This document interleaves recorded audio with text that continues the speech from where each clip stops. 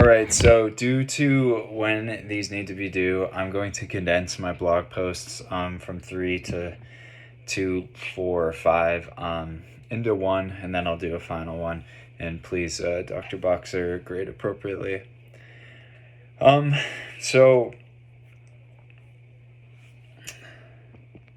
basically, throughout this book, we see a lot of slow encroachment of things that are familiar to the U.S. Foreign policy and early on imperial politics and that whole scene. We eventually see the overthrow of Queen Lily, obviously the overthrow of her brother, the bringing in of the bayonet proposal and her opposition to it, but forced signature, and then what I also thought was interesting, the book, the great deal of the book, it revolves her and the party of Hawaiians touring the States and England and the rest of Europe and things like that, and it's really interesting to note the way they handle the Hawaiians and as they come, because like they acknowledge their sovereignty. Like even President Cleveland acknowledges that the right of the Hawaiian people uh, is to choose their own government, but clearly they don't mean it. It feels like when they're in person, they receive them as royalty, but yet it's hypocritical because they're just taking everything away from them, from their actual islands, from the Sandwich Islands. They're taking and implementing their economy. They're trying to undermine. They're literally flying a foreign flag over these people's territory and inviting them into the United States, saying like, "Oh yeah, welcome. You're royalty. You're respected here. You have sovereignty." But yet they're literally flying their flag over their territory. So like, what does that tell you? Um, it's just interesting to see, and I think she's almost more of a threat.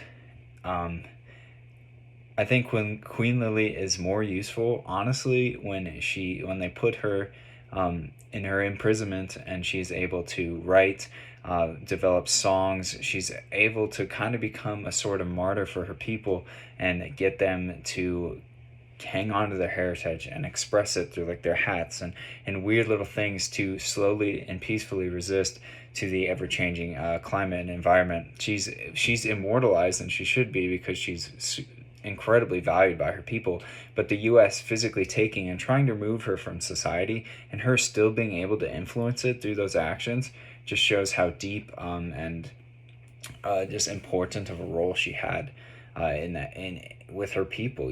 She was the best queen that was in the last lot.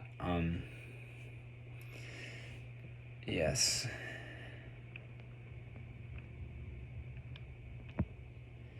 And then towards the end of the book, she talks a lot about like how the American readers don't really know what's going on, kind of in Hawaii, and with the U.S.'s encroachment and her sovereignty being taken away. And I honestly think that's true.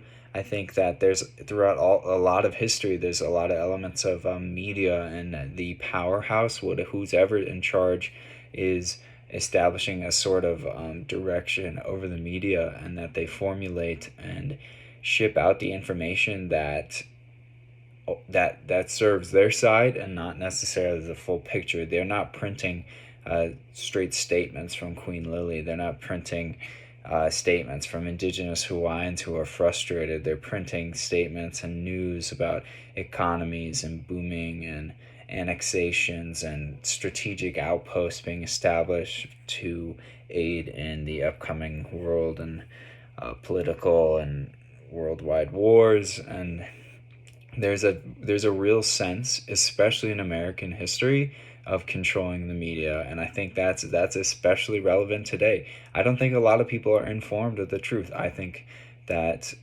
power, like the both sides of the political spectrum, are both guilty of manipulating and pushing media down the throats of uneducated Americans, and it just shows.